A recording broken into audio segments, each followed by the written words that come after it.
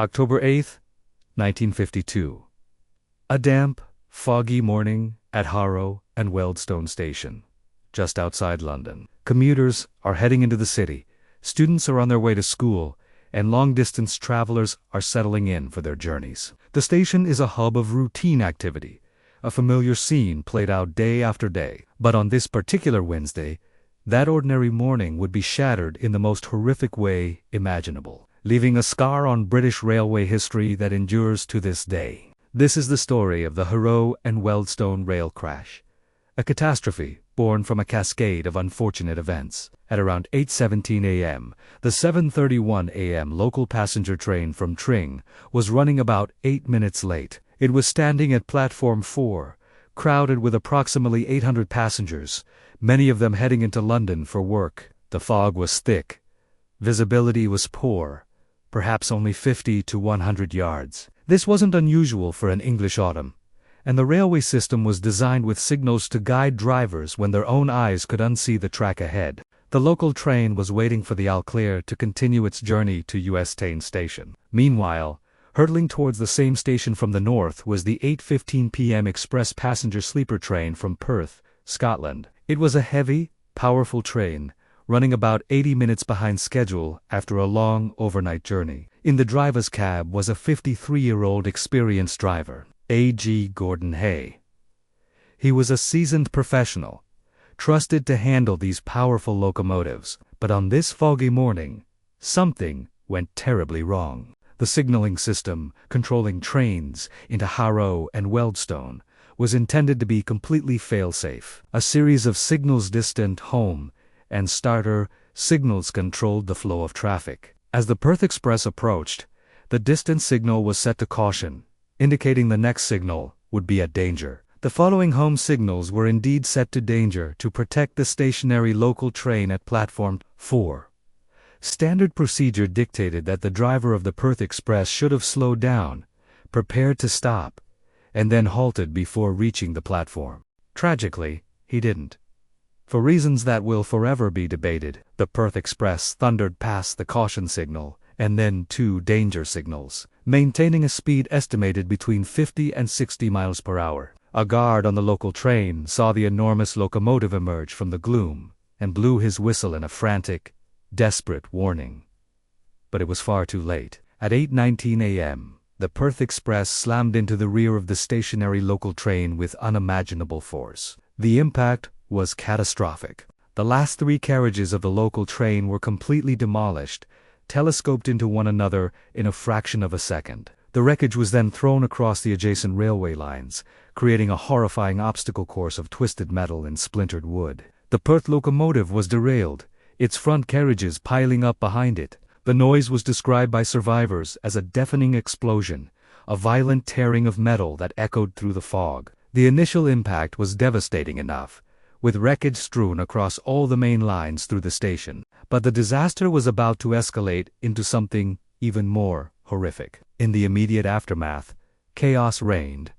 Survivors stumbled from the wreckage, dazed and injured. Station staff and passengers rushed to help, but the scale of the destruction was overwhelming. And then, less than 2 minutes after the first collision, the unthinkable happened. Heading north out of Euston was the 8 a.m. express train to Liverpool and Manchester. This double-headed train, pulled by 2 powerful locomotives, was traveling at approximately 60 miles per hour on the adjacent fast line.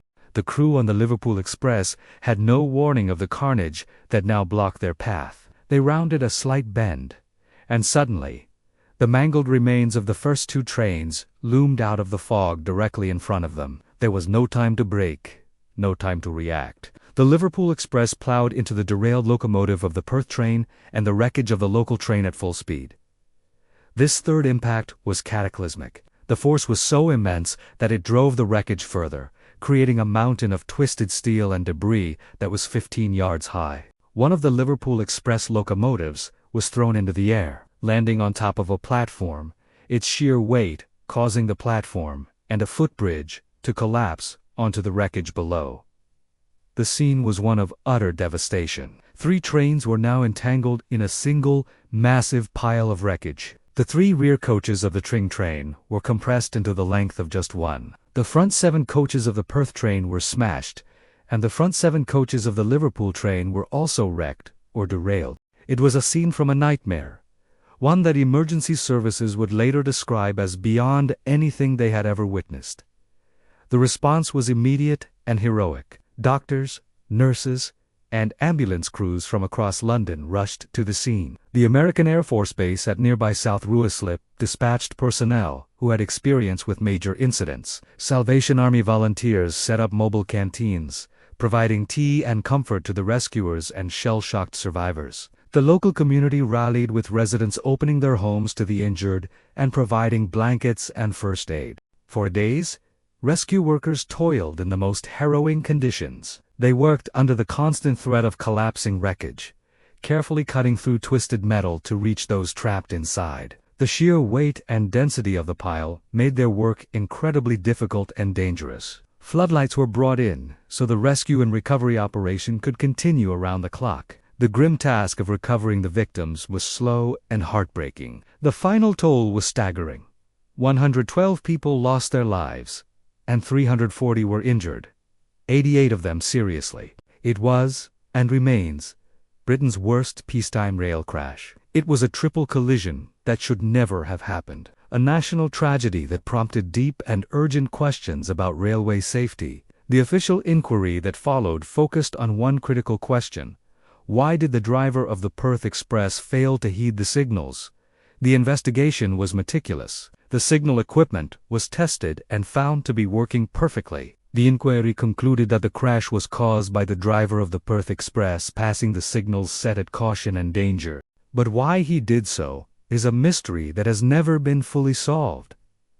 Did he become disoriented in the fog? Was he momentarily distracted? Did he suffer a sudden medical episode? The driver, Gordon Hay, and his firemen both perished in the crash, so they could never provide an answer. Some have speculated about a phenomenon known as automatic behavior, where an experienced driver might subconsciously go through the motions without actively processing the signals, especially in familiar territory. Whatever the reason, a single, fatal lapse in concentration led to a chain reaction of devastating consequence. The Harrow and Wealdstone crash became a powerful catalyst for change. The public outcry and the scale of the tragedy forced British Railways to accelerate the implementation of a new safety system. This was the Automatic Warning System, or AWS.